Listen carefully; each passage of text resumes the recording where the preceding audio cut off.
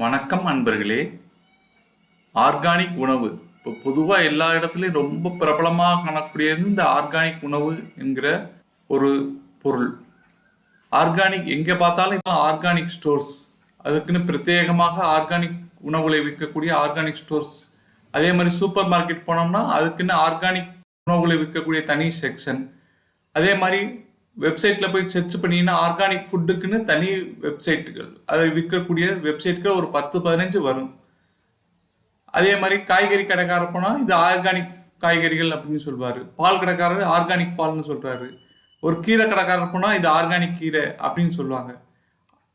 இப்படி பல வகை எல்லா இடங்களிலும் ஆர்கானிக் அப்படிங்கிற வார்த்தை பொதுவாக பிரபலமாக பயன்படுத்தப்பட்டு வருது. அதாவது ஆர்கானிக்ன்றா என்ன, அதனால் நமக்கு உண்மையிலே நன்மைகள் இருக்கிறதா, இன்ஆர்கானிக் உணவை சாப்பிடும்போது என்னென்ன தீமைகள் நமக்கு வருகிறது என்பதை பற்றி இந்த காணொலியில் நாம் விரிவாக பார்ப்போம். சுமார் 20ஆம் நூற்றாண்டுக்கு முன்பு எல்லாமே ஆர்கானிக் உணவாக மட்டுமே இருந்தது. அதுக்கப்புறம் ஏற்பட்ட மக்கள் தொகை பெருக்கம் காரணமாக உணவினுடைய தேவை அதிகரித்தது. அந்த உணவினுடைய தேவையை சரி செய்வதற்காக செயற்கையான உரங்கள், செயற்கையான பூச்சிக்கொல்லி மருந்துகள் ஆகியவை உற்பத்தி செய்யப்பட்டன. அதை பயன்படுத்தி நாம் விவசாயம் செய்யும்போது நமக்கு அதிக பலனை கொடுத்தது. நம் மக்கள் தொகை பெருக்கத்துக்கு ஏற்ப உணவு நமக்கு கிடைத்தது. வெள்ளம், வறட்சி ஆகிய காலங்களிலும் நமக்கு எல்லா சூழ்நிலையிலும் அந்த உணவானது தேவையானதாக இருந்தது. அதனால் அந்த உணவு பசுமை புரட்சிக்கு அவை வித்திட்டன. அவ்வாறு நாம் உணவு உற்பத்தி செய்து நம் ஒரு 100 ஆண்டுகளுக்கு 200 ஆண்டுகளாக நாம் அந்த உணவுகளை பயன்படுத்தி வருகிறோம். அவ்வாறு நாம் உணவுகளை, அந்த செயற்கை உரமிட்டப்பட்ட உணவுகளை, செயற்கை கொல்லி மருந்துகள் பயன்படுத்தப்பட்ட உணவுகளை பயன்படுத்தும் போது அந்த செயற்கை உரங்களில் காணப்படும் டாக்சின்ஸ் என்று சொல்லக்கூடிய நச்சுக்கள் நமக்கு தாவரங்கள் வழியாக விலங்குகளுக்கும் மனிதனுக்கும் சுற்றுப்புற சூழலுக்கும் வந்து சேர்க்கிறது.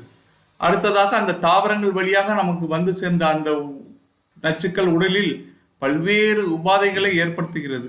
அது சிறிய வயிற்றுக்கோளாறுகள் முதல் பெரிய கேன்சர் வரை பல்வேறு உபாதைகளை நமக்கு ஏற்படுத்துகிறது. இவ்வாறாக நாம் பயன்படுத்தக்கூடிய உணவானது இப்போது நச்சுத்தன்மை வாய்ந்ததாக மாறிக்கொண்டே இருக்கிறது.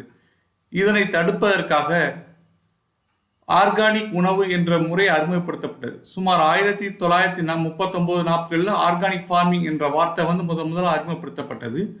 ஆர்கானிக் உணவு என்பது என்னன்னா, எந்தவித செயற்கை உரங்களோ, செயற்கை பூச்சிக்கொல்லி மருந்துகளோ, களைக்கொல்லிகளோ பயன்படுத்தப்படாமல் தாவரங்கள், பயிர்கள் வளர்க்கப்பட வேண்டும். அடுத்ததாக அந்த உணவில் எந்தவித ஒரு ஃபுட் அடிட்டிவ் எதுவும் சேர்க்கக்கூடாது. ஃபுட் ப்ரிசர்வேட்டிவ், உணவு பாதுகாக்கக்கூடிய ஃபுட் ப்ரிசர்வேட்டிவ் எதுவும் சேர்க்கக்கூடாது. அந்த மாதிரி இருந்தால் அவை ஆர்கானிக் ஃபுட் அப்படின்னு சொல்கிறோம். அதே மாதிரி பால், இறைச்சி, முட்டை போன்றவற்றிலையும் ஆர்கானிக் இருக்குது. அதற்குரிய விளக்கம் என்னன்னா, அந்த மாதிரி உணவுகள், விலங்கு உணவுகள் அந்த விலங்குகளுக்கு இயற்கையான முறையில் வளர்க்கப்பட வேண்டும். இயற்கையான உணவுகள் அளிக்கப்பட வேண்டும். அடுத்ததாக எந்தவித ஹார்மோன், ஆன்டிபயோட்டிக் போன்ற இன்ஜெக்ஷன் எதுவும் கொடுக்கக்கூடாது. அவ்வாறு இயற்கையான முறையில் வளர்க்கப்படக்கூடிய விலங்குகளிலிருந்து பெறப்படும் உணவானது ஆர்கானிக் விலங்கு உணவு எனப்படுகிறது. அடுத்ததாக இந்த இன்ஆர்கானிக் உணவுகளை நாம் எடுத்துக்கொள்ளும் போது நம் உடலில் என்ன தேவையில்லாத நச்சு சத்துக்கள் நம் உடலில் சேர்க்கிறது என்பதை பற்றி பார்ப்போம். முக்கியமாக பாஸ்பேட், நைட்ரேட், அம்மோனியா, பொட்டாசியம் அவற்றின் உப்புக்களும், அடுத்ததாக கதிரியக்க ஐசோடோப்புகள் என்று சொல்லக்கூடிய யுரேனியம், தோரியம் போன்ற மூலக்கூறுகளும், அடுத்ததாக ஹெவி மெட்டல்ஸ், கன உலோகங்கள் என்று சொல்லக்கூடிய பாதரசம், காரியம், கேட்மியம், நிக்கல், காப்பர் போன்ற கன உலோகங்களின் மூலக்கூறுகளும் அதிகமாக காணப்படுகின்றது. இந்த உலோகங்கள் இவையெல்லாம் நாம் காலங்காலமாக நாம் பயன்படுத்தி வரும்போது அவை நம்ம உடலுக்கு பல உபாதைகளை ஏற்படுத்துகிறது. ஒவ்வொன்றும் ஒவ்வொரு விதத்தில் நமக்கு உடலுக்கு தீங்கு விளைவிப்பதாக அமைகின்றன.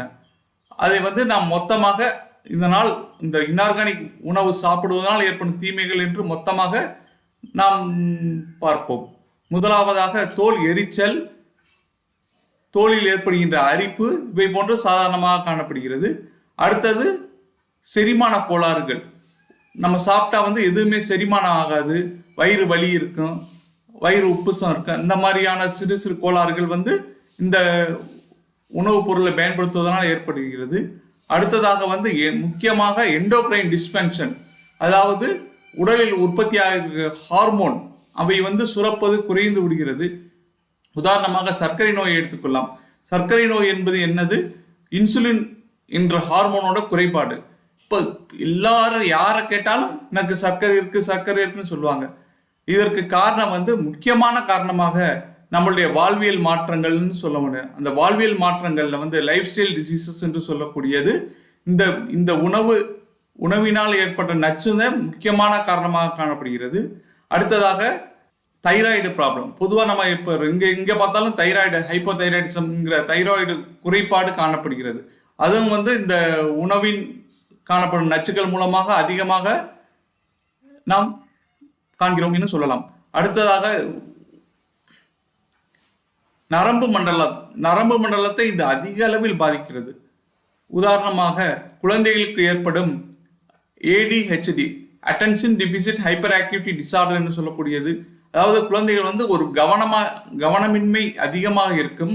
ஒரு இடத்துல உட்கார மாட்டாங்க, இங்கிட்ட அங்கிட்ட ஓடி இருப்பாங்க. அவங்க செய்கிற செயலால் என்ன விளைவுகள் வரும் என்று தெரியாது. இந்த மாதிரியான குழந்தைகள் இப்போது அதிகமாக காணப்படுகிறார்கள். அதற்கும் இந்த வகை நச்சுக்களே காரணமாக அமைகிறது. அடுத்ததாக சொல்ல போனால் புற்றுநோய். புற்றுநோய் இப்போது உலகில் அதிக அளவில் அனைவராலும் பேசப்படுகிற ஒரு பொருளாக மாறி இருக்கிறது. இந்த புற்றுநோய் உடலில் எல்லா பாகங்களிலும் பொதுவாக இந்த வகை நச்சுக்களால் உருவாகிறது. உதாரணமாக பெண்களுக்கு மார்பக புற்றுநோய், ஆண்களுக்கு புரோஸ்டேட் கேன்சர் என்று சொல்லக்கூடியது புற்றுநோய், மற்றும் அடுத்ததாக நான் ஹாங்டிங்ஸ் லிம்போமா என்று சொல்லக்கூடிய உடல் எதிர்ப்பு சக்தியை குறைக்கக்கூடிய ஒரு வகை புற்றுநோய். இந்த புற்றுநோய் நம்ம உடலில் எதிர்ப்பு சக்தியை குறைத்து நமக்கு பல நோய்கள் விளைவித்து நம்மளுடைய மரணத்திற்கு காரணமாக அமைகிறது. பொதுவாகவே இந்த இன்ஆர்கானிக் உணவுனால நம்மளுடைய உடலில் எதிர்ப்பு சக்தி பொதுவாகவே குறைய ஆரம்பிக்கிறது. இந்த உடலில் எதிர்ப்பு சக்தி இல்லாத போது நமக்கு பல நோய்கள் வருவதற்கு எளிமையான காரணமாக அமைகிறது. அடுத்ததாக ரீப்ரொடக்டிவ் டிஸ்ஃபங்க்ஷன், அதாவது இனப்பெருக்க கோளாறுகள். இப்போ பொதுவாக பார்த்தீங்கன்னா அந்த காலத்துல குழந்தை இல்லைன்னு யாரும் ஒரு சில பேர் தான் சொல்லுவாங்க. இப்போ பார்த்தீங்கன்னா இன்ஃபெர்டிலிட்டி கிளினிக்னு ஏகப்பட்ட கிளினிக் ஒரு ஊரில் 4-5 பொதுவாக இருக்கும். யாரை கேட்டாலும் குழந்தை இல்லைன்னு சொல்லி அதுக்கு ட்ரீட்மெண்ட் எடுத்துக்கிட்டு இருக்காங்க. அதற்கெல்லாம் காரணம் இந்த மாதிரியான உணவுப் பொருட்களில் உள்ள நச்சுக்கள் தான் காரணம். அடுத்ததாக ரீனல் ஃபெயிலியர் என்று சொல்லக்கூடிய சிறுநீரக கோளாறு. இந்த சிறுநீரக கோளாறு இந்த மாதிரி கன உலோகங்கள் அதிகமாக நாம் எடுத்துக்கொள்வதனால அதை சிறுநீரகம் வடிகட்டி அதை வெளியேற்றும் போது அதனுடைய சிறுநீரகத்தை செயல்பாடு குறைகிறது, சிறுநீரகம் செயலாற்றாமல் இருந்து விடுகிறது. இதனால நம்ம டயாலிசிஸ் போன்ற ட்ரீட்மெண்ட்டுகளுக்கு போக வேண்டியிருக்கு. ஒரு டயாலிசிஸ் கிளினிக்ல போய் பார்த்தீங்கன்னா சின்ன குழந்தைகள் முதல் பெரிய வயதானவர் வரை அவ்வளவு பேர் ஒவ்வொரு நாளும் டயாலிசிஸ்க்கு வந்துகிட்டே இருக்காங்க. நம்ம அன்றாடம் அதை பார்க்கிறோம். இதற்கெல்லாம் காரணம் இந்த மாதிரியான நச்சு உணவுகள் என்று ஆராய்ச்சிகள் மூலமாக நிரூபணமாயிருக்கிறது. ஆஸ்டியோபோரோசிஸ் என்று சொல்லக்கூடிய எலும்புச்சத்து குறைபாடு, இவை பெண்களில் அதிகமாக காணப்படுகிறது. இவ்வாறு நமக்கு பல வகைகளில் இந்த உணவானது நச்சு சத்துக்களை நமக்கு தந்து நமக்கு தேவையில்லாத உடல் உபாதைகளை ஏற்படுத்துகிறது என்று நாம் அறிகிறோம். அடுத்ததாக இந்த ஆர்கானிக் உணவுகளால நமக்கு என்ன நன்மைகள் என்பதை பார்த்துருவோம். ஆர்கானிக் உணவை சாப்பிடும்போது இந்த நச்சுக்கள் அறவே இல்லாமல் இருக்கும் அல்லது குறைந்த அளவு காணப்படும். அதனால இந்த உடல் உபாதைகள் ஏற்படுவது நமக்கு தடுக்கப்படுகிறது. அடுத்ததாக அதனுடைய நியூட்ரியன்ட் கண்டென்ட், அதில் காணப்படக்கூடிய சத்துணவு பொருட்கள் மிக அதிகமாக காணப்படுகிறது. இது உதாரணமாக அந்த பொருட்களில் காணப்படக்கூடிய ஆன்டி ஆக்சிடென்ட் அவை அதிகமாக காணப்படுகிறது. அதே மாதிரி உடலுக்கு நன்மை செய்யக்கூடிய கொழுப்புகள் அவைகளும் அதிகமாக காணப்படுகிறது. அடுத்ததாக விட்டமின் சி, மினரல்ஸ் இவையெல்லாம் இன்ஆர்கானிக் உணவை காட்டிலும் அதிக நன்மைகளை தருகிறது எனலாம். அடுத்ததாக இந்த ஆர்கானிக் உணவு என்று சொல்லுகிறோம். இதை எப்படி பார்த்து வாங்குவது, எதை நம்பி வாங்குறது? நம்ம ஆர்கானிக் சொல்லிட்டா போதுமா? அது எப்படி பார்த்து வாங்குறதுங்கிறது முக்கியமான விஷயம். அதற்காக இந்திய அரசு agriculture and processed product development authority என்று கூடிய இந்திய அரசு நிறுவனம் அதை கண்காணிக்கிறது, அதற்கான உரிமத்தை வழங்குகிறது, முத்திரைகளை வழங்குகிறது. அந்த முத்திரையை பார்த்து நம்ம இந்த படத்தில் காணப்படக்கூடிய இந்த முத்திரையை பார்த்து நம்ம வாங்க வேண்டும். அதே மாதிரி உலக அளவில் செல்லும் போது யுஎஸ்டிஏ, அமெரிக்காவின் நிறுவனம் யுஎஸ்டிஏங்கிற அங்கீகரிக்கப்பட்ட முத்திரையை வழங்குகிறது.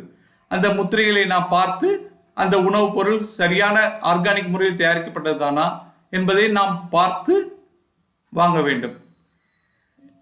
இவ்வாறு நாம் ஆர்கானிக் பொருட்களை பயன்படுத்தும் போது நாம் பலவித நன்மைகளை நாம் பெற முடிகிறது. ஆனால் இதற்கான விலை சிறிது அதிகமாக காணப்படுகிறது. உதாரணமாக நம்ம இன்ஆர்கானிக் ஒரு பருப்பை எடுத்துக்கிட்டோம்னா ஆர்கானிக் பருப்புக்கு இன்ஆர்கானிக் பருப்பு 3 முதல் 4 மடங்கு அதிகமாக இருக்கிறது. இப்ப நம்ம அதை அனைவராலும் பயன்படுத்த முடியாத நிலையில் இருக்கிறோம். ஆனா அரசு அதனை உழவர்களை ஊக்குவித்து அந்த உற்பத்தியை அதிகப்படுத்தும் போது அதனுடைய விலை குறைய வாய்ப்பு உள்ளது. அதனால் நாம் எல்லாரும் பயன்படுத்தக்கூடியதாக மாறிவிடும் அந்த ஆர்கானிக் பொருட்கள். இதனால் நம்ம அரசிடம் நாம் கோரிக்கை வைக்க வேண்டும். ஆர்கானிக் உழவு முறையை ஊக்குவித்து ஆர்கானிக் பொருட்களை அதிகப்படுத்தினால் நாம் அனைவரும் பயன்படுத்தக்கூடியதாக மாறிவிடும். இவ்வாறு இந்த ஆர்கானிக் முறையை நாம் பயன்படுத்தி உழவு செய்து ஆர்கானிக் பொருட்களை அதிக அளவில் உற்பத்தி செய்து அதை உண்டு நாம் ஆரோக்கியத்துடன் உயிர் வாழ்வோம் என்று கூறி விடைபெறுகிறேன். நன்றி, வணக்கம், வாழ்க வளமுடன்.